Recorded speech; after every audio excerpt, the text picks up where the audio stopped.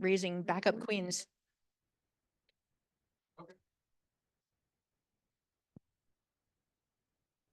Okay. Oh, as she said, my name's Greg Mao. I'm actually been a member of this club for a few years. I don't actively participate very much except on the Google group, but most of my time has been spent with the Alameda group. So anyway, it's good to see you guys, and I want to thank you very much for having me. I appreciate it. I feel it's an honor to come out here to this great group. I was just looking through the Google groups, just running through all the conversations and just looking at titles, and I realized that this has a huge diverse group. I mean, levels of diversity and levels of beekeeping in this group. It's fantastic, and seems like there's a lot of support for beginners, and I think that's. I mean, it's always impressed me with this group. It's always impressed me with the enthusiasm that the beginner level has here. Anyway, so I'd like to get going if you don't mind. Let's see.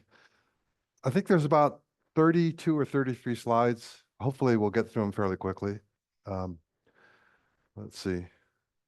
I started doing this reserve queen thing about 5 years ago, and mostly because we had people who had problems with their colonies, and I found that that was a good solution. We'll get a little more into that, but let's see. I've been involved with bees for about 9 years, but only really started keeping them about 7 years ago. Um, Currently at 6 colonies, but that fluctuates like crazy. Everybody knows, everybody who has a lot of colonies knows that goes up and down. Um, my real passion is making queens. I've been doing some queen rearing sessions. I think I've led about 20 queen rearing sessions so far, where we actually do grafting and make queens out of it. That's kind of fun. Um, but the I think that has application to people who might have lots of hives, maybe sideliners. But for the typical backyard beekeeper, there's not a whole lot of use for grafting, unless maybe you want to graft and give other people queen cells.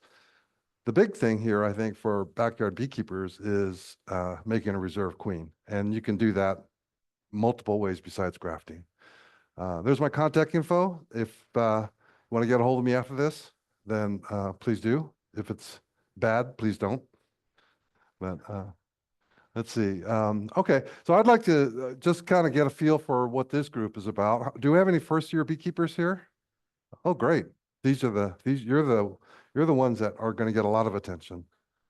And we have any 2 to 3 year beekeepers? So, this is fantastic too, because these are the guys that are going to really, I think, get a lot out of this. And in more than 3 years, I think that's going to be a lot of people in this group, right? So, question I have is for you guys is, have you ever wanted or needed or ever been desperate for a queen? Everybody has, right? Okay. So, have you ever lost, who here has lost a colony? Well, let me see. Who has not lost a colony yet? Okay, there you go. Good, very good. And who has ever done a split? Okay, and who has not done a split? Let's see who has not done a split. Okay, so not doing splits are kind of an interesting thing, because when I first started in beekeeping, I got involved with the local bee initiative, and I was really surprised at how many really seasoned beekeepers, guys who have maybe 15, 20 years of experience, have never done a split. They didn't know how to do a split. I don't know how you keep bees that way, but they were. So when we did split classes, they were all excited about it, and maybe they were just pretending. But anyway, I also see some very experienced beekeepers who have never done any queen rearing, and so that's pretty. And I think what I'm trying to get at is that no matter how little experience you have, even the more experienced beekeepers can learn from you. So don't feel shy, about sharing your experiences with them. Oops, we're going backwards here. Oh, so Phil, you guys know Phil Staub, right? He came over here. He did the presentation on. He does it every year, I think, on capturing swarms. He's really good. But he and I did a presentation together back in 1920, or 2020, 1920. Geez, I would really be dating myself then, huh? Okay. And it was on colony increases. And he and I came up with this thing. Now, it's kind of terrible to kind of label people, but this is kind of the thing we came up with as far as how to categorize your level of beekeeping. And so I don't know if you can look in there. I'm not going to ask you to like stand up and tell us where you are, but I think you can. I think the like very experienced beekeepers can kind of feel that this is kind of in line with what happens as you get more and more experience with beekeeping. And tonight, I hope to get us to that level, or get us positioned to get to this level here, where you're making colonies and potentially selling them to other people.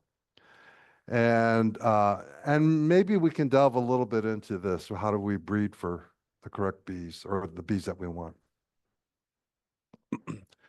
And what I'll start here with the outline is going to be the standard thing: what, why, how, when, how much, and then we'll do a summary. And then again, if you want to interrupt me, if you have any questions in the middle of it, I'd really prefer if you do stop and ask. So because I think everybody here will gain from that. So what is a reserve queen? It's basically a small queen-right colony, and it's outside of and in addition to your normal colonies. Now, I think some of the more experienced beekeepers here are probably already maintaining little small colonies off to the side, although some of them may not.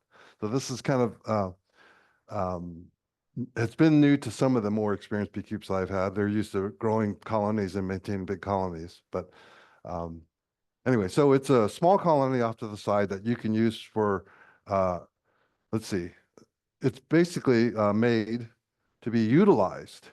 It's a tool for you. It's a tool to provide resources in terms of bees, brood, food, or even a queen at times. Okay. Um, a reserve queen, having a reserve queen gives you independence in beekeeping. It it makes it such that you don't have to rely on trying to buy a queen when you need one. Or you don't need to, uh, you basically you have the resources at hand to do what you need to with your colonies. And I think that that pretty much stands. I think if we go through this and you end up making a reserve queen, I think you'll find out that you'll end up using it very quickly. Plus, it's fun. It's a lot of fun making queens. This is the thing I enjoy the most. I enjoy making a brand new queen and getting these little nukes started, and it's just so much fun. And when you work with nukes, they're pretty docile. You know, you can open a nuke without smoking if you want, and you can get into it. I've pulled frames out, and they're pretty docile because there's not a whole lot of bees in there. They haven't put out tons of guard bees yet. Um, And it's an anxiety reducer because you'll have the tools at hand to rescue your hive or hives, should you get into trouble. I can't promise you're going to attain nirvana, but it will get you somewhere close. And this is how some people say, oh, I don't lose a colony. So that kind of makes me feel like I'm crying wolf here. But believe me, people do lose colonies. And the numbers are about 30% of the colonies in California are lost every year. Okay, so if you have 3 colonies, you'll lose one. If you have 1 colony, you can't lose a third. So you have 30% chance of losing that colony. Okay. So here's the other reason why I went through the entire our website for our group, Google group, for the past year, and I picked out the things that I thought. Now you don't need to. It's not important to read this or remember this. I'm just trying to give you an impression of why we should have reserve queens. So like this guy says, I need a new queen. Is that a dead queen? Now here's nuke sales. Now what does that have to do with a reserve queen? Well, why are you buying nukes? You can make your nukes. Okay. And being part of the local bee initiative, I think I'm really into making your own queens. Swarm, you lost your colony because of a swarm. Here's another one, hive loss questions, packages. Again, this is again for sales, right? I don't mean to, I know that the club does a lot of package sales, but I also think that we could get, with enough experience, we can get everybody to be making their queens, reduce the number of packages you have to buy. Because packages have there's a lot of benefits to packages. There's also some things that come that are not so good with it. Like, I mean, but I'm not here to get into that. But I just wanted to say that we can make our own bees, and hopefully we'll show you how to do that. And then there's this lost queen collapsing. So this again was just from last year, and I didn't go any further than that. And again, the whole purpose of this is to show you that there are people out there who are having queen issues. It's not something I'm crying wolf about. So again, it's a security point. It gives you, I don't know what you'd call it, beekeeping security. It's a support. It used to be winter losses, but now I'm finding that myself, I've actually had losses during the summer or during maybe late spring. I get hives that go all the way through winter, and I'm thinking I'm set, and all of a sudden it crashes, you know? Um, so you don't know when this happens. And now there's some data later on from Bee Inform that shows you that there's probably, I think winter losses are like 30% and 10% are summer losses or other. Um, and you can use this queen to replace your reserve queen. You can replace a waning or a missing queen. Sometimes queens go missing. You might roll a queen or so, whatever. Um, it's pretty common for queens to go missing. Well, it's not super common, but it happens. And if you don't, you really want to have a queen in reserve so that you can plug it in place so your colony can keep going. Uh, and it's convenience because now you have this resource exactly when you need it. You don't have to go shopping for a nuke or shopping for a queen or hopefully or find a queen because in October, November, all the way through February, March, there just aren't any queens available. I mean, if you look at when this group bought packages and bees, when was that? Yeah, April, right? So you couldn't get bees. The only way you can get bees before that, between the October, November, and April, was like maybe a local beekeeper who had a nuke around, right? So this, you're not going to be able to buy. Well, I mean, you could buy from another club member, but you can't buy it commercially. It's very difficult to. And if you do, you might have to go get a queen from Hawaii. Now, there's some issues with traveling queens in the air. They say that maybe the cold will actually change them so they're not as productive. Um, I don't know. I know some people who've bought a bunch of queens from Hawaii, and he was very happy with it. And I know another person who said he bought a bunch of queens and he swore he'll never do it again. So I think it runs all over the place. Um, but if you have your own queen, you know it's going to work for you. And the quality, because if you make your own queens from maybe your own hives that you're happy with, it's highly likely that that queen is going to be like the one you pulled it from. So if you like your bees, make more of them. Uh, let's see. Oh, backwards. So how do you make a queen? How do you make reserve queens? So, I mean, there's a couple ways you can go out and capture a swarm. I think swarms are kind of dropping off right now, so that's becoming less and less of a possibility right now. Um, you can purchase queen. You can purchase queens. You can purchase a nuke. I mean, I looked on the website or on the Google group, and there's lots of people right now who have nukes for sale. You could do that. You could purchase it. But what I'm concentrating on tonight is this over here. Let's try to do our own queen, make our own queens. And if we can do that, I think the what you learn from this will carry your beekeeping to a whole nother level because now you'll be totally, well, not totally, but you'll be able to respond to your bees better if you can make your own queens. Any questions? Okay. So how do you make a reserve queen? Um, Obviously, you need bees. So first time beekeepers, you're probably going to be a little bit stuffed, but maybe by this time this year, if you started your colonies in spring, you might have a fairly decent colony right now. Um, so with even with a one box colony, you can make a small split. You can make a queen, make a couple queens is pretty easy. Hardware, I'd say 5 frame nuke box is the ideal for me to start. I've started them smaller. You know, when I started doing 2 frames, 2 frame box. And I just put, you have an empty frame, so the bees have something to do later on. Put a bunch of nurse bees and you put your starter frame in here. We'll talk a little bit about what you need to inspect, have on that. Um, but anyway, you can start a queen with just 1 frame of bees. It doesn't take that much to it, okay? Or there's not that much to it.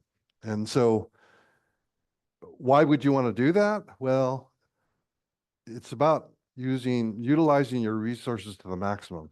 If you are going to take, if you do a normal split where you split your hive in two, you've already taken 5 frames, or if you have a single deep, you've taken 5 frames and put it on each side. That's it. You've split your resources in half. You can take, if you did it in a 1 frame, you could possibly make maybe 3 or 4 splits out of it, maybe more. And maybe you don't want 3 or 4 or more queens, but um, you don't always get 100% return mating. So you want to increase your odds on that. And then, so I would start with a 5 frame nuke, and I would use follower boards. Now, does everybody here know? There you go. That's a question I was asking. I was looking for. So what a follower board, I'm going to tell you what a follower board is not. Oops. Okay. Follower board is not an empty frame. Okay. A follower board is basically a space saver or a space consumer. And so here's a follower board. It's basically a solid board. And it's actually is tight in there. Okay. So the bees can't get around it. Here's a homemade follower board I made out of foam. So these are pretty cool. They're lightweight. They actually provide insulation. So if you're if you start off with you can start it like that, and they'll have insulation on the outside. Um, Pretty easy. This is just pink foam that you can get at the hardware store. Cut it, put a top bar in there. What's that? I haven't seen it. I have seen the actual bees eat it. This pink foam, they'll chew on it. So you don't want to like think you can leave it in there forever. So what I do is if I'm going to put a foam one in there, maybe I'll put a wood one next to it, right? So they can't get at it. But they'll still chew on it. It's not a forever thing. It's just, just the answer to the question is no, I haven't seen any outgassing issue. Sure.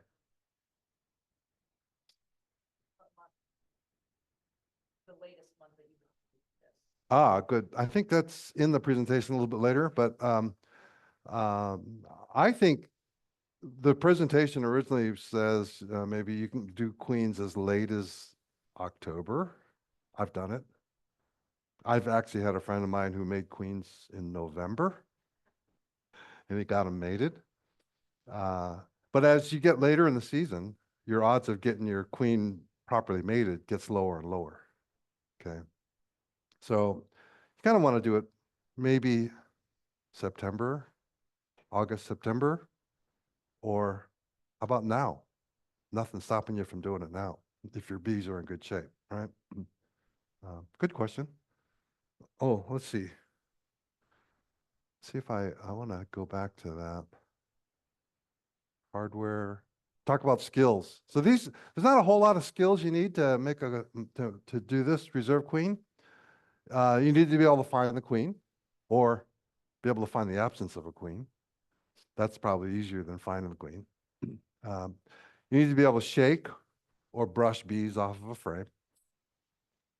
And you need to be able to recognize capped brood, uncapped brood, eggs, and queen cells. And, now this is the hard one, 3-day-old larvae. How do you do that? How do you recognize a 3-day-old larva? Less than 3-day old. That's a tough one. I have a slide here I was going to show you guys. This one I just put in here. Okay, so this is, um, oh, that's part of the ideal frame. I was going to show you. I don't know if you guys can see this, but I don't know if there you go. So what happens when the queen lays an egg, it's usually standing right up, right? And then like the next day, it starts to lay down, lay down, lay down. Pretty soon, on day 3, it's typically flat, and they start to put royal jelly on it. So I took this picture because I thought it was almost like a perfect scenario here. So here's an egg. Oh no, here's an egg, and it's laying down a little more, a little bit more, and boom, there's a larva. So that's the kind of size you're looking for. Now that's a 1 day. They say you can go 3 days. I mean, when we're grafting, I usually go for the 1-day larva. I don't have any pictures of larger ones, but this is the kind of stuff we're looking for. When you're trying to identify a frame at which to start your split, I usually advise people to look for eggs. And if you see eggs, there's probably going to be larvae in there too, because it's not easy to recognize these larvae. And there's going to be larvae from all different. I'll go through a little bit later on, talk about what the ideal frame would look like. Yes, they, they won't make a good queen out of it. Sorry, just if you could, when you have a question, put your hand up so people on Zoom can hear it. I'll bring the microphone to you. Oh, so the question was, is it a rule? Do you need the larva to be less than 3 days? Well, I personally don't know for sure. I've never tried any other way, but this is everything. All the books I've read say that that's what they do. When they pull queens, they always pull them from probably around 3-day-old larva. Okay, so because you kind of know that's true because all the queens hatch around the same time, right? They don't have them. They're not hatching like several days apart.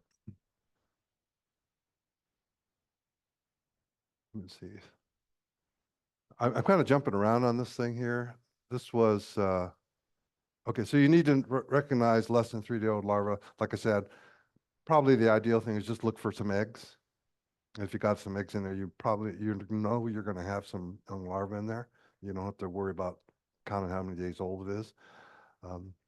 But you also don't want a frame that has a lot of open brood on it because that takes a lot of resources to get it to the capped level. The ideal frame would be lots of emerging brood. And do you guys know how to identify emerging brood? Okay, well, so everybody knows well, not everybody knows. I was actually told by somebody here when I was starting out, somebody here in San Mateo told me about that. The queen starts laying from the center of the frame and she does a little spiral, right? So how's it going to hatch? It's going to hatch from the middle out. Right? So if you've ever seen a frame that has capped brood and it's got a pocket of empty in there, that's probably emerging brood. Um, and then so if you can find that and you can find one of those frames that has some honey and some pollen around the top, and that's what they look like, right? They've got, you got brood in the middle, you've got a little band of pollen, and then you've got a little bit of honey in the corners. And if you can find some with maybe some eggs or some real young larvae down at the bottom, that's like the perfect frame. I've been through a couple hives and there's not a whole, maybe 1 or 2 of those frames per colony if you're lucky. And it depends on when you catch it. So you can't always get the perfect frame, but you can always look for it. And this is the recommended setup. We talked about follower boards. Oh, gee, did I get through this already? Okay. So yeah, I talked about how to use follower boards. So this is for a single colony. I would set up a follower board on each side, put a pollen frame on one side, a nectar frame. Nectar is better because they can eat that. They don't have to convert it from honey. And then you can put your split frame. Again, the split frame is something with a less than 3-year-old larva. And you need to add nurse bees. You guys know how to find nurse bees? Okay, so uh, typically nurse bees hang out on your brood frames. They're in there with the larva. They're taking care of the babies. So you can take those frames, you can shake them in a bucket, and I use the term kick the bucket. It's not normally that well thought of, but you don't have to kick the bucket. You can actually just tap on it, and the bees that can fly out are going to fly back to the hive, and the bees that don't fly back are your primo nurse bees. And so you can put nurse bees in there. Now, how do you know how many? Well, usually when I pull my split frame, I just pull the bees that are on there, because that's usually got a little open larva. There's some bees, and I'll put it in there. And I don't know, I'll throw a couple, maybe a cup or 2 bees, cup or 2, or maybe, I don't know, enough bees to cover the frames. Yeah, you can shake off a couple frames, maybe 3 frames, and then just dump them in there. That's a good way to do it. Okay. You can't have too many nurse bees. You can have too little, but you can't have too many. And so if this reserve queen, this little box here is only got nurse bees in there, there's a concern at this time of year because of robbing, because they don't have any defensive. So you want to put a robbing screen on this at this time of year. In the spring, early summer, you don't have to worry about it too much. Or maybe in your yard, you don't have to worry about it. Some yards are very prone to robbing, some aren't. You just have to try it and see what you see. Let's see. Oh, if you are going to, if you happen to have a queen cell or have access to a queen cell, then you don't need the pollen frame. You can just put in an empty frame, right? And let them build it out. Because the pollen frame is basically for protein, which is what they need to build brood. Otherwise, they only need honey and nectar. So what I do is I would, whichever way I do it, whether I'm going to do my own queen, a DIY queen, or whether I put in a queen cell, when it gets to a certain population, and when I start to see them overflowing those frames, I can pull follower boards out and put in empty frames, empty frames, and let them build it out. And so why do you have follower boards? The reason is to confine them to a certain space. And you want to make you don't want your bees wandering aimlessly for a big volume, because they won't know what they're supposed to be doing. If you combine them, and they have, it's, first of all, it's a lot less volume for them to take care of. So you have to worry less about beetles and moths and things like that. Okay. But also it'll concentrate their efforts in the area that you want it to be. You want to concentrate their efforts on making that queen happy, or getting that queen hatched and getting her on their way. So anyway, as it grows, you can start pulling follower boards out and start adding empty frames, and it'll continue. Yes, question. So essentially, the follow boards are used to make it an even smaller colony. Absolutely. So it's not a 5-frame colony. It's a 3-frame colony. Absolutely. Yeah. In fact, this is actually only really only starting with 1 frame. I mean, you only really need bees to cover that 1 frame, really, the split frame, right? Bees don't have to cover the nectar, and they don't have to cover the pollen. Those are just for food. That's for food. Okay.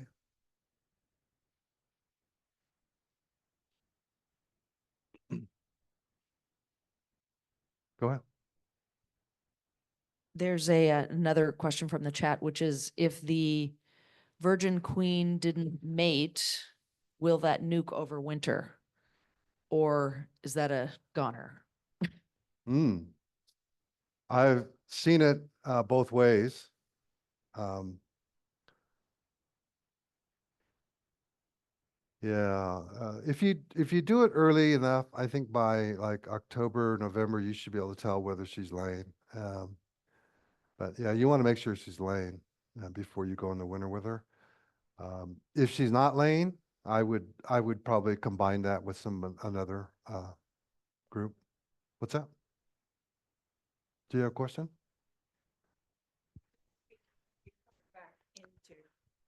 So you're saying you'd put her back into one of the other, Oh, the Bunches that you have. non-mated queen. yeah. Yeah, that's always a tough one because you don't know whether maybe she's just not laying yet or so it's hard to make that decision. But at some point, you have to make the decision. And if you're certain that she didn't get mated, and I've had this happen, in my experience, add another queen cell to that doesn't do you any good. It seems like once it fails, it's going to be very hard to get that thing to get a queen. So some people will just continue to throw resources at that thing. And I see that as throwing good resources after a bad. Okay. So my advice would be if she fails, just accept the failure, recombine it, and then pull it off and start again. Okay. Yeah, because I've seen it where I've had a queen come back and she wasn't mated. And so I killed her, put in another queen cell, and I think that queen came back for just a little while, and that didn't work. And in fact, I wasn't doing that. My friend Phil was doing this for me because I took it over to his place to get mated, and he got frustrated with it. He said, "Oh, here's your colony back," and it didn't have a queen. Anyway, I've got another question. Do you need to have drones in the mating nuke to lead your queen to the drone mating area? I haven't experienced that. I can tell you, I did have one experience with drones that wasn't good. For some reason, for my cat brood, I put in a bunch of drone brood, and that did not work. I used drone brood instead of regular brood, thinking, oh yeah, maybe that'll work. That was a bad mistake. I just ended up with big drone hive. Anyway, so I'm sorry. What was your question again? Do you need drones in there? Actually, right. I Get understand. mated, it has to find the drone mating area, which none of us know where it is, so I don't know how the new queen would know. Yeah, it's interesting. One of the guys, Jim Veach, was talking about, we did some queens, let's see, 2 years ago. I think it was in February, and it was early, and it was really, they're up in Berkeley. It was rainy. It was really miserable weather for a long time, and there was like very little time where they couldn't go out and fly. And somehow, Catherine Edwards, who I've done some beekeeping with, she got like 50% yields. So she made 20 hives and she got 10 mated queens. And I was pretty depressed about that. She was ecstatic because I think she had enough experience to know that that was going to be a tough one. Jim had the theory that he thought that in tough times, the queen will mate locally, just real close by. She'll find drones to mate with there. I don't think you need queens I have an experience where I needed drones in my colonies, or in my starters to get them mated. Any other questions? Okay, so we talked about that. Next one. Oh, that's the follower board. We went through that already, right? It does help with thermal regulation because it gives you insulation. So, yeah, right. If I'm putting this foam thing out here on the south side here, I've got good foam here. And in this case, what I've done is I've made two colonies. You notice I put the entrance on this side here, and on this side, the entrance is over here. So you want to keep your entrances as separated as possible, geometrically isolated. I don't know what that means, but that way you get less migration between the two. Because, and I think this one has a queen Yeah, that one has what is that? A robbering screen on it. That was actually made by a guy, actually gave the bees to Alan Pryor, put that on for me. So yeah, and what I do is I've strapped this together like this. And in this case, what I do is I'll get to you in a second. What I'll do is I will put, let me see if I think there's a picture here of this. No, and we went through that split frame. Oops. Oh, I could have swore there was a picture of that. Oh, there. So this is how I do the double nuke. I put the split frames in the middle so they can share the heat. This is kind of like, the double nuke. I don't know if you guys seen that with, who was it? Can't recall the name right now, but he does. He uses double nukes, man, sustainable apiary. Come on, somebody help me with his name. There, no, it's not Randy. Um, Michael Palmer. Michael Palmer. I think he's actually spoken at this club, didn't he? A while ago, maybe that was Michael Bush. Michael Bush was here years ago, not Michael Palmer. Very, Oh, I have another comment. sure. So there's a comment from Bob Silverstein that he said, actually, when drones and virgin queens leave the hive, they go in opposite directions, which decreases the chance of brothers and sisters mating. So Oh. Oh, okay. So this is how I set it up with the split frames in the middle, pollen here so they can have their protein if they're going to need it, and then nectar, and then follower boards on the outside, and then you can just move them out, grow it out. Okay. And I kind of like this thing because you've got, you're going to end up with 5 frames at the time. And at that point, you've got a really strong colony. When you've got 5 frames of bees in there, it's really strong. You can lock it up at night, take it to another bee yard. Or what I've done is take one to another bee yard, and then you can take this one and you can then put it in a single deep, start growing it from there right in that location. Can you take like a 10 frame box deep and then split in the middle and have 2 kind of nukes You created can? inside? You can. One will have the queen, one won't, but you can do that. Oh, then that defeats Huh? the idea. Why wouldn't there be 2 queens? Or Because you only have one because queen of in a the- colony, I mean, you start out, Well, I right? mean, if you separate from bottom to the top, like isolate both halves. Okay, one maybe from I'm another. misunderstanding the question. Maybe somebody can help me with the question. I think I think what he's trying to say is to take a deep box and then put a board in the center instead of taking 2 single nukes like that aha, and have an Ah. entrance on either side, I right? understand. Would So, that work? That would work. yes, in fact, they make them, they're commercially available. Now this is a medium. And here's the bottom board for the medium. And you can see the entrance is over here, and this entrance is here. And this is what it looks like. So this is actually a regular 10 frame box. And what they do is they just use a dado bit and cut that out before they put it together. I mean, you could also, if you were really good with a skill saw, you could probably do that. And just run a board like that. This is mediums. I usually run deeps. That's why this is still unused after a few years. I got it upside down. But some people like to use mediums. Yeah. So it's all up to you. But yeah, this is exactly this is what Michael Palmer uses. Okay, except he uses deeps. I can't bring mine here because it's being occupied right now. Well, I guess I could, but that would not be much fun.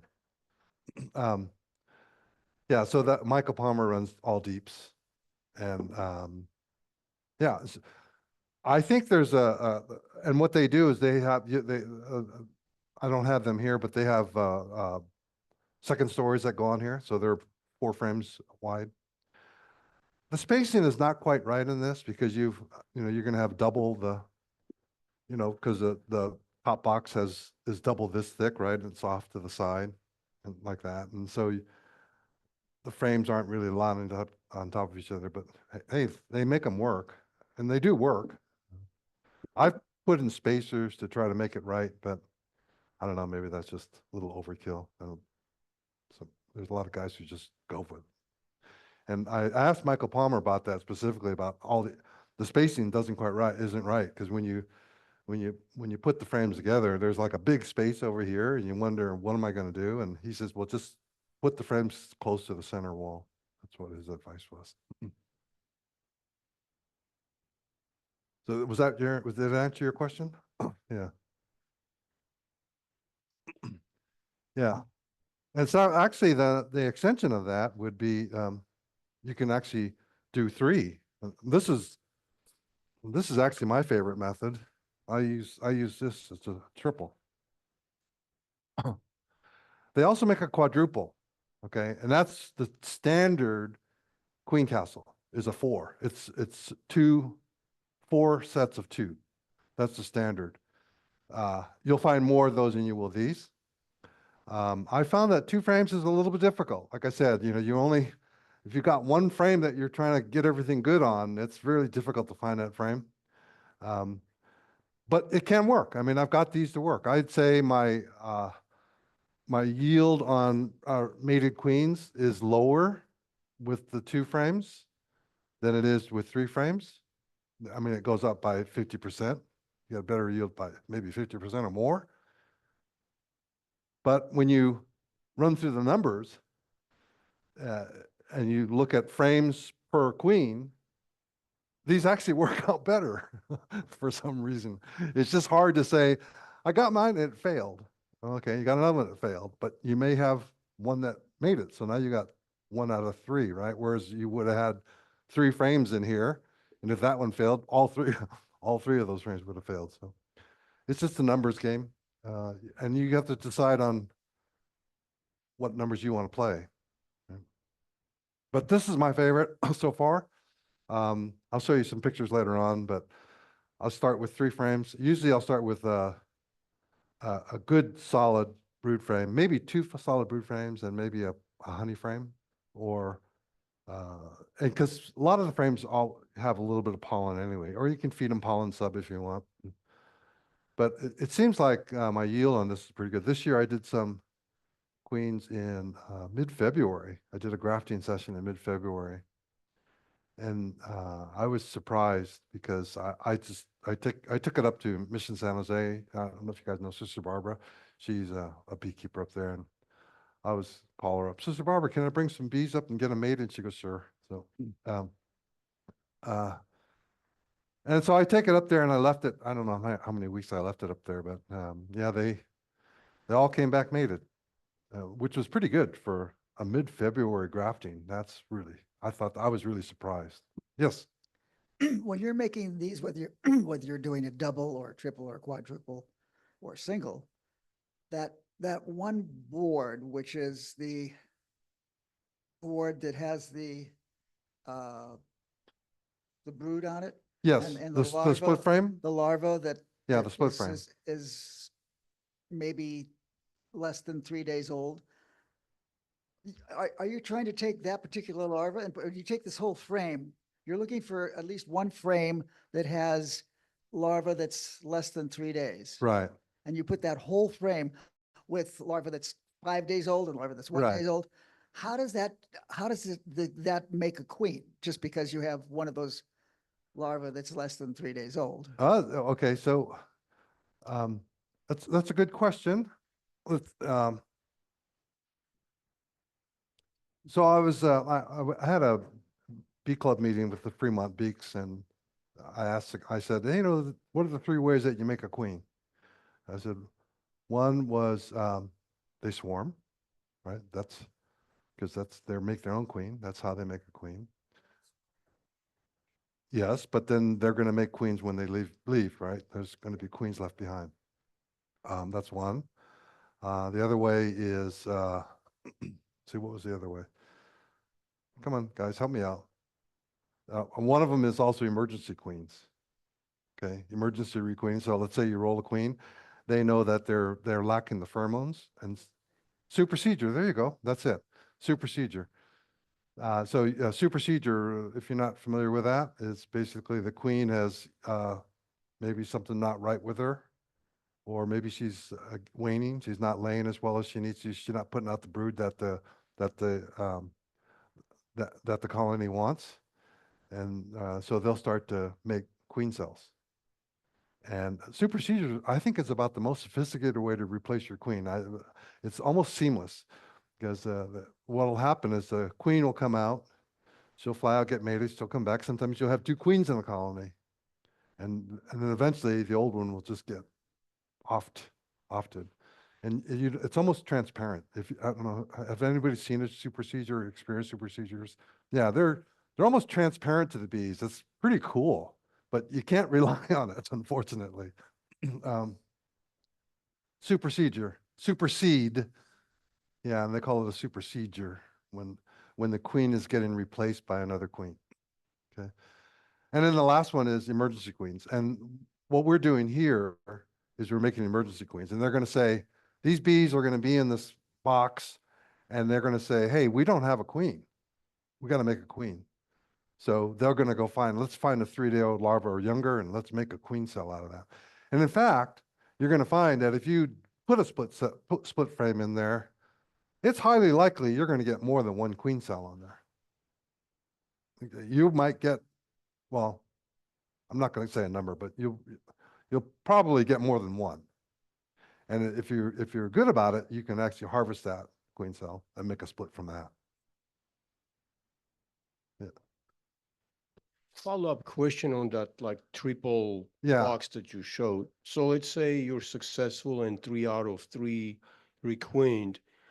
Now, do you keep them still in there or now have to relocate because they're going to go nuts? right? Okay, well, I've got some pictures I'll show you later on. So what I do is I will actually take 3 nuke boxes and I'll arrange them the same way. If you notice, there was one entrance on the middle on one side, 2 entrances on each corner, right?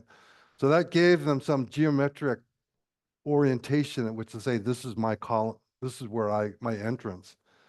And so what I'll do is I'll take 3 nuke box, 5-frame nuke boxes, and I'll make sure the entrances are painted the same color as my box here. You see, I have red on this side, and I think I have blue and unpainted there. So I'll just get a nuke box that has similar colors, and I'll set this behind that thing, and one day I'll go out there and just transfer the frames. And so now I'm working with five frames, right? And that'll take you for a while. Eventually, you're going to be able to just lock up this nuke box, take it home, or take it wherever you want to and use it. Now, there's a little bit to maintaining nukes, so they don't outgrow it, and but you can do that. You can put a second story on if you want. But we can talk about that a little bit later. But that's a good question. So that's what I do. I take my 3 frames and I move it into a 5-frame at some point. It's a little babysitting, but it's actually kind of fun,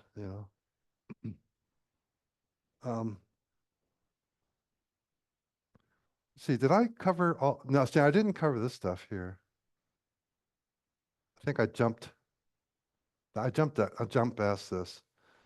And so this was a pseudo 2-frame. I took a 5-frame nuke box, put some follower boards in there, and then dropped 2 frames in there. Frame of bees, and maybe an empty frame, or maybe a frame of honey. And then so this is a DIY queen, or what I call it a DIY queen. It's really, we're relying on the emergency requeening response of the bees. We're saying, hey, you don't have a queen anymore, make some queen cells. And they will go off, and with those 3-day-old larvae, they'll make queen cells, they'll draw queen cells. And then at some point, at day 9 or 10, maybe 10 or 12, you can actually harvest these cells. You can harvest some of these queen cells, and you can actually start another nuke. So you only really need to start with one frame at one point. And then this one here, you don't need you don't need to worry about, you just need cap brood. Emerging brood's better. You don't need any larva in this because you're going to have a queen cell that you're going to bring in there. Go. How many capped queen cells would you expect in one nuke? I mean, on a frame, Yeah, like I said, I can't tell you the exact numbers. I've seen as many as half a dozen or maybe even more. I've seen one, I've seen two. It just depends on what larva they like.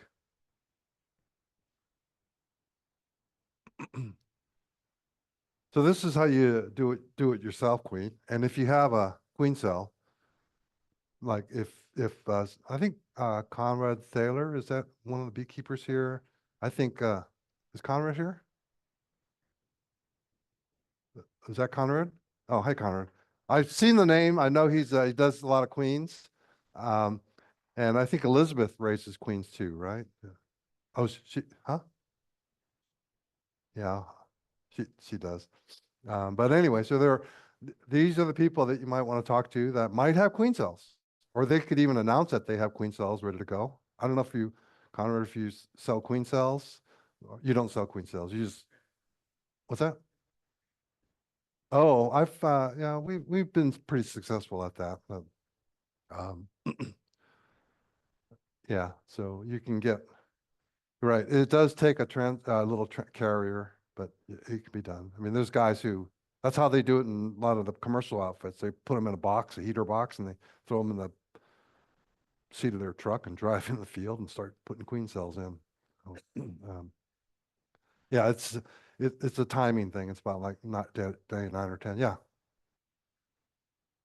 How do you attach a queen cell that you've harvested to the new comb? Okay. I had a picture. I don't know if I could dig it up in a real time frame, but what I do is I'll find a patch of brood, cap brood, and above it, I'll just stick my thumb on it, push it in, and you'll have this queen cell, and I'll just like stick it up so that it's in that little indent, and then you attach the top end of the queen cell. So if this is the queen cell, right? Well, maybe I don't know which way you want. That's the queen cell. This is the bottom. This is the area that you would attach to the top of your thumbprint. Yeah, it's very scientific. So are you saying attach it with some melted wax? You don't have A to, little well, sticky stuff, some kind? well, I think I think the wax within the frame is sticky enough to hold it. It will hold it. And in my experience, it is. You just like, you just need to make sure that you're not squashing the larva in there when you do that. Okay, so when you harvest, you want to be careful. When you harvest your larva, let's see, go back. When you do your harvesting here, you want to do it after like day 10, definitely after day 9, because that's in between there is a time where it's very, very sensitive. They tell you, don't do anything with it. Don't breathe on it. We're like, oh, come on. But I think a lot of that is because of like the commercial guys, they're throwing these queen cells in the back of their truck and they're bouncing them around. They're probably pretty sensitive to that. But I've had people take queen cells that are 7, 8, like just capped, drive them home, and they're successful with it. It has to do with mostly at that point temperature and making sure you're not like bouncing it like crazy. Did I answer your question? I mean, I did it cover everything? Okay. Okay. So we covered that. So here's my 3-frame nuke. I mean, I strapped them together. Here's the 2. No, that's a 3. That's the front. Remember, because I got blue and red there and I don't know, orange there. And so I had a 100% successful mating. And I said 2 frames can be challenging. I find the yields are not as great, but it's also only half as much resources, right? Let's see. Oh, sorry. That's queen castle with a feeder. And so here I am set up. I'm going to transfer it to the nuke. Yes? Have a question? So I understand, I see that you have some of your boxes painted red. Around the old entrances. Right. They can't see red, I know.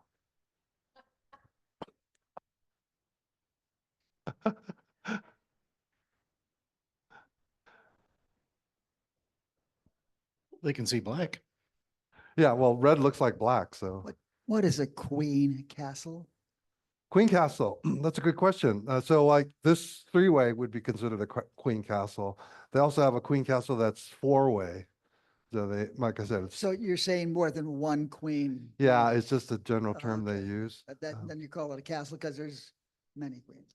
Yeah, the first time I used a quadruple two-way, I had, well, it was the first time I did it. We actually did a OTS split on that one. That one was kind of cool. I'll talk about that if you want, but I had four sections, and and I didn't really know that much what I was doing, but all the bees were going to one section. So this is a really lesson on how directionally oriented bees are. So you take this queen castle that has four entrances, one on each side. And if you rotate it 45 degrees, they get lost. You rotate it 90 degrees, they go to that entrance. They're not going to go around to the entrance that you just rotated from. So it was kind of frustrating. I was trying to get the bees to spread out, but they wouldn't. It was just, they're always going to go to that one entrance. Okay. They're very directional, super directional. I was really surprised at how directional they are. I don't know how I got on that. How did I get on that? Somehow it led to that from your question. Yeah, so what I'm doing here is I'm trying to represent with my three boxes, I'm trying to represent a similar situation, right? I've got one entrance in the middle on the back, two entrances on each side on the front. And so they're going to say, okay, I know I'm on this corner, or I'm in the middle on the back. So it's kind of the same. You know, you're making them think less about where they're going to go.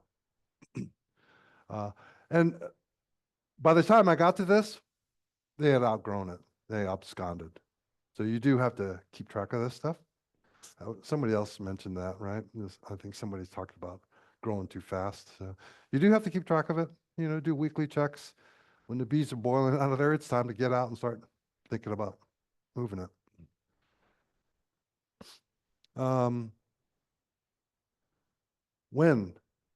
When should I make a restore? Okay, so when is when you have the resources available. So you want a healthy hive. You want agreeable weather. You don't want to wait till it starts to rain. And you want to give them sufficient time to build up once you've done your split, so that you have at least a 5-frame nuke. I mean, I've gone in the winter several years now with a 5-frame nuke, or sometimes even smaller, 3, and I've actually had them grow in the winter. I've actually had some. It's not a good thing to say, but it actually grew itself to death. It just grew, and it was just too overcrowded. So you do have to kind of watch it, even during the winter. For some reason, these nukes are pretty good. And as far as growing through the winter, I usually try to provide when in the cold part, I'll provide insulation by, one time I actually took one of these follower boards, and because it was already stuffed full of bees, I just ratchet strapped that to the outside. And that was pretty good. It was amazing how much difference that made, because I put it on one side, didn't put it on the other side. And this side had a lot of moisture in it, and this side was dry. So insulation is really good for that, keeping the moisture out. So poor weather, typically late summer, early fall, or anytime you're motivated. So when I originally did this presentation, it was for dealing with winter losses. And I think I found out that in the past few years that you can have losses all year round. And so You know, you should be continually trying to make sure that you have a reserve queen in your apiary, and so that you can respond to things when you need to. Um, so let's see, it says poor weather and low drone availability from November through February.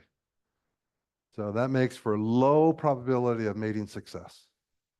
And so you don't want to rely on trying to get a queen, get a queen mated at this time of year. We have another question. Go ahead. The notion of a reserved queen, which is going to be in a small nuke box, is if you lose a queen in a full colony, you then could transfer the queen from the nuke to the larger colony? Well, there's a couple ways that people do that. Is that right? Is that why you have reserve? Kind of. Now, there's some nuances to that. Typically, if you lose a queen in a big colony, I would let it go queenless for a day. You don't want to just dump a queen in there right away. But Jim Garcia, who at one time was managing 600 hives, which I think he probably qualifies him as knowing what he's doing with this, but he would just take his nuke. He would take the brood area, spread it apart, take some empty frames out, spread it apart. He'd smoke the bees like crazy, and then he'd drop this nuke right in the middle of it. And it would just take off from there. So that queen now has got a whole big workforce that she's working with. And I tried that myself a couple times. I haven't had an opportunity to do that recently, but I think about 2 years ago I did it. I was a little nervous. I did it and it was successful. So I can give you my success at one. And I can tell you that the guy who does it a lot says that that's how he does it. So, any other questions on that? Yeah, so you can just drop the entire nuke in there at that point, right? And that's going to be a lot better than trying to take that queen out of there. Because look, if it's November, if you take this queen out of this box and you put it over here to give this, even if they accepted that queen, what's going to happen here? It's dead. It can't make a queen. So why not just take the whole box and put it in there? This is from a thing called Be Informed. Unfortunately, I just found out after I was trying to update these diagrams that they're no longer funded or whatever. They're kind of shutting down. So these graphs aren't really available. Unfortunately, they're great graphs, but they're not available. And it shows here losses, percentage of losses during the winter and during the summer. So this is the year by year, and this is winter and this the annual total. So if you look, where are we at winter? You're probably about 40%. You're going to lose 40%. Total over the year, you're going to lose about over 50% of your highs you will lose over the year. That's pretty amazing, right? That means you should be, I think the problem with the word beekeeping is the word keeping kind of implies stability, whereas beekeeping is actually a pretty active endeavor. I mean, it's something you got to keep working at, right? It's, yes. Was there anything that described the spread in 2022? I know you're digging in the weeds there, but why it's so much wider? Yeah, I wish I could point you to that. You could try to find it on the website. It's really even hard to find this stuff now. But maybe you could find it and get a hold of the woman that actually put all this data together.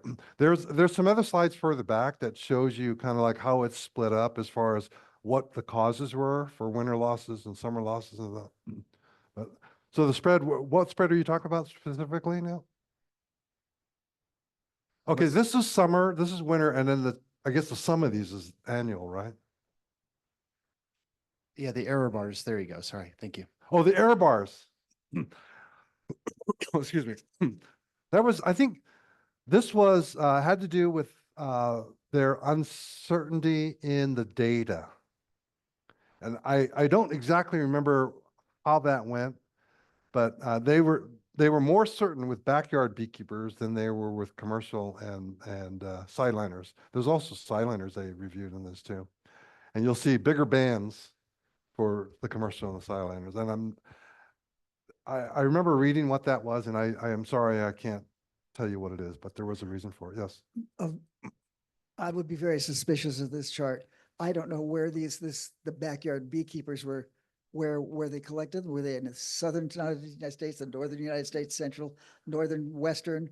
And how many were tested or looked at? It's a very, I'd have to have a lot more information before that chart would be anything I would have any trust in. Yeah. Okay.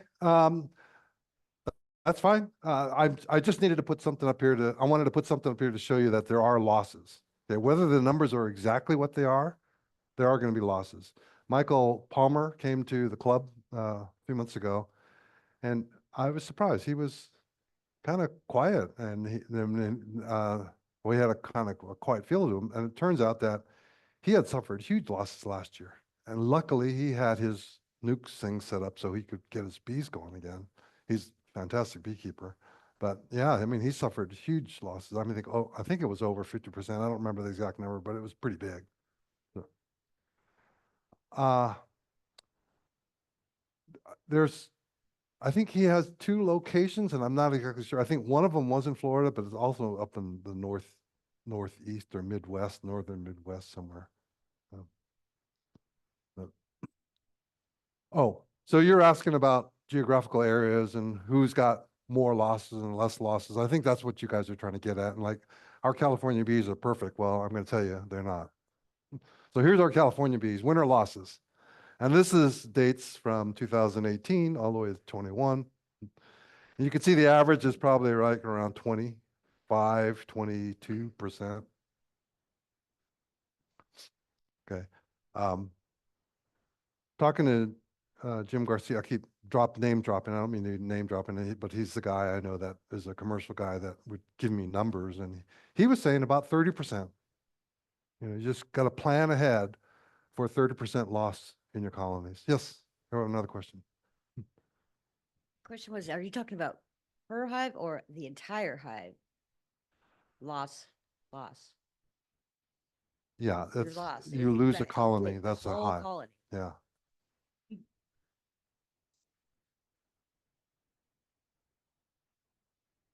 Right. Or if you have one hive, you lose one, you can't lose a third of the colony. Yeah, right. Yeah, I know. I was just making a joke. I'm sorry about that. Yeah. Next slide. Oh, so how many? Well, the question is, do you feel lucky? And it depends on how lucky you feel.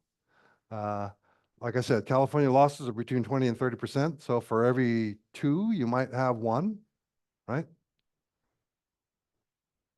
You might want to do 1, or 1 for every 2 or 4 hives. If you haven't started on this path yet, I would highly encourage you to get on the path of making reserve queens, because virtually everybody that I've talked to that has made reserve queens have used them. Okay.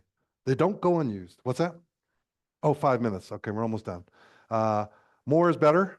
Overwinter nuke sales. Okay, if you happen to bring a bunch of these queens through winter, I can almost guarantee you a market, because nobody has bees in February. You can't buy bees in February, but if you've got them to sell, I'm sure you could sell them, right? Caveats: late splits, problems with splits, robbing. You might have to feed them. I try to feed them dry vert. Syrup in the winter is kind of an issue. And encouragement. I want to encourage you guys to do this. Like right now, you're towards the end of the season. When you figure out you're done with the season, still got this monster hive. Start to think about taking those down to something manageable. Taking them down to a few nukes, pull a few nukes off of it, and try this out. The biggest reward I have on doing these talks is when somebody says, "Greg, I did that. It worked. And I rescued my colonies because of it." That to me is like a big reward. I really enjoy that. I got to get moving on this. So here's, in summary. So this is what happened to me. I had somebody call me and say, hey, my hive's queenless. Maybe I did it because I treated with formic too late in the year. And I says, oh, it confirms. He says, yeah, it's drone laying now. So here's the lesson learned. Do your treatments early in the season so you have time to recover. And this one here, I need 5 queens. Well, nobody's got 5 queens in spring, okay? This is, I think, the Q&A. So, yeah.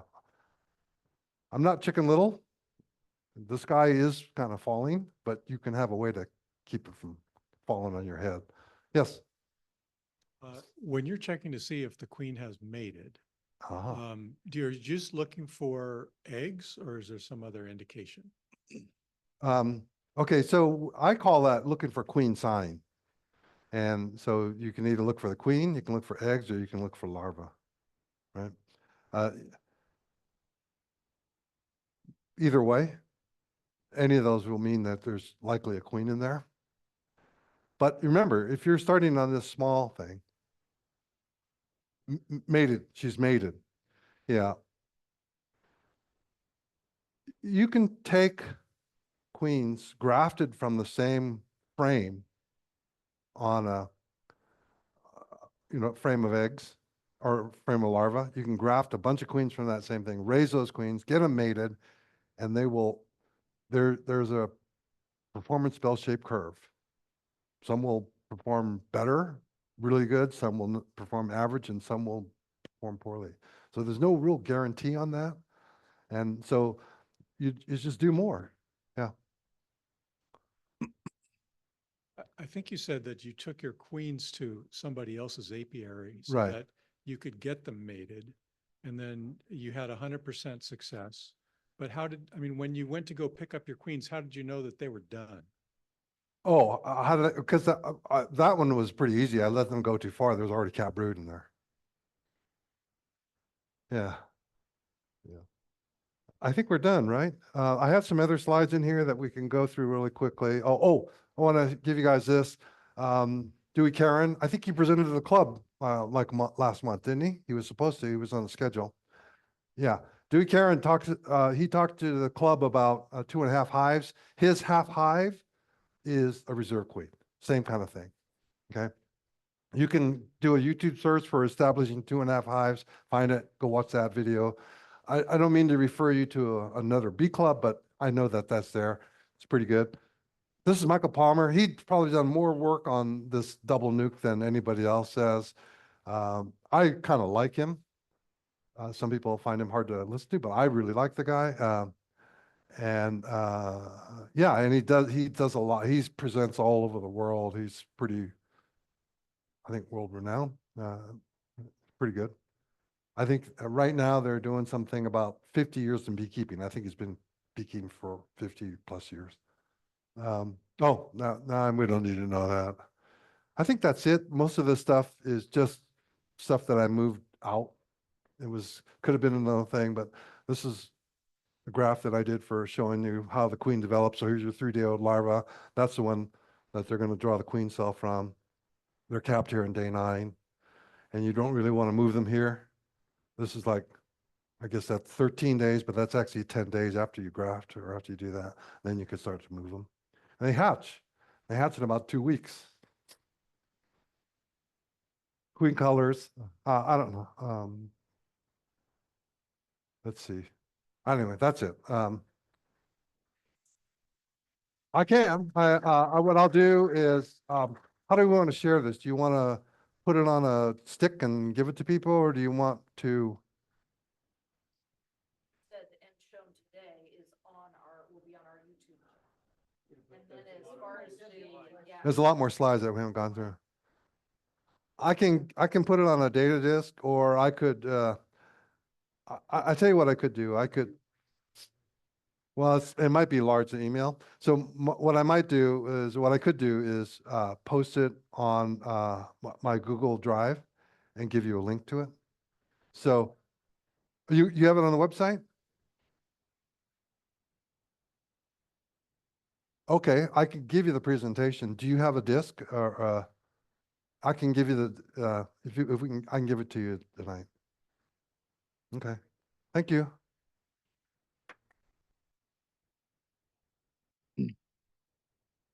Oh, by the way, I've got these other things here. These are free for the taking. If you want, some of these are used, but